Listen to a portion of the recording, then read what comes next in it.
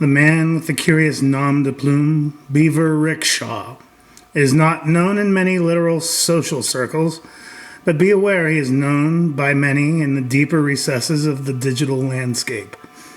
Not much is known about him, even then, only as some sort of folk hero to some, perhaps. To the rest of the God-fearing world, he is a known murderer. Nobody has seen his face, but his handiwork is readily available for scrutiny for those willing to look for it, at least before such sites are shut down by authorities. He is a most wanted man, you see, in more ways than one. Under the guise of Beaver Rickshaw, this curious man with his curiously chosen nom de plume hosts an online streaming program on the deep web. For those who know where to look, Mr. Rickshaw, as he is known, will violently murder on camera people who, as he puts it, annoy him.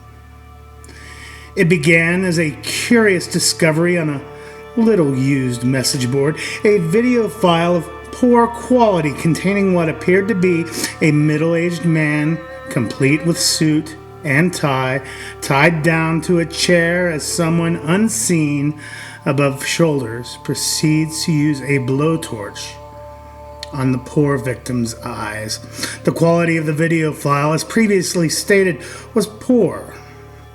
The audio contained many clicks and other artifacts, and the video is pixelated and washed out, perhaps filmed on an ancient cell phone. As such, the authenticity of the video is immediately questioned, while the violence of the video is hard to discern. The shrieks of the hapless victim are nonetheless shocking. Still, it is often pointed out that films like this can often, and are often, easily the works of fiction. That being said, the video began to be shared around. There are many real death videos widely available, and in contrast, perhaps much more graphic. What is presumed to have struck a chord and gave the video file a viral reception are the words spoken by the killer himself. If anybody is watching this, just know that no son of a bitch gets out of this alive. Beaver Rickshaw, as he is known sometimes, is a man with many talents, a real serial killer of all trades. Although he loathes such terms, in his mind he is doing God's work. He's not one to keep newspaper clippings of his work. However, there is one he keeps hidden away: the Night Man. How repulsive it struck him. The brief media coverage did, for the first time in his life, leave him with a small twinge of anxiety. The name he keeps on his driver's license is Michael Nightman, and the sheer fact that a case of media hyperbole could strike so close to home and perhaps by accident stop his work left him feeling physically ill. Michael, at some point in his life, wished to pursue a career in medicine, unfortunately, and he would be the first to admit this himself. He lacked the discipline to go through all the academic red tape and years of study to make that far. The whole institution of this world galled him, and left him nauseated. Michael had also spent a life socially unaccepted, and the result of leading such a life of mediocrity became too much to bear. And so it goes. Michael Nightman spent his nights making himself something more. He never kept count of his activities, and the talents he had made for himself kept him busy and kept him paid. These so-called videos, when Beaver Rickshaw was required, were by request from a very small list of clients. Beaver Rickshaw was loathed by Michael Nightman because while the Nightman had taste of his own, Mr. Rickshaw worked under contract.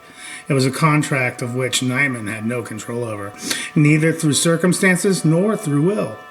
When the time would come, a phone call would be received, and within moments, a stick of gum later, Michael Nightman would cease to exist. He was required no skill or method other than to make the target suffer.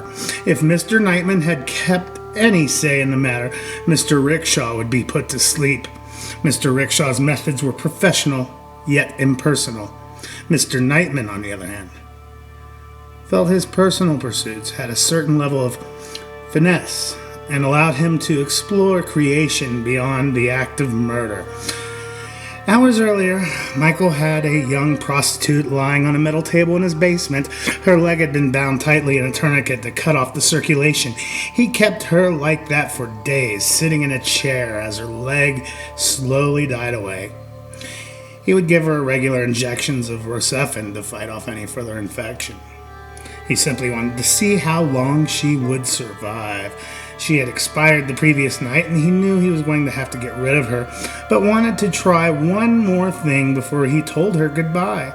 So there she lay on a metal table as he went to the refrigerator to pull out a small bloody bag, which he laid down near the scalpels. What matter of evil desecration he did to the body did not take long, as 2 hours later, she went out with the trash across town, with the trash at the cum bucket. From the pages of Bad Things.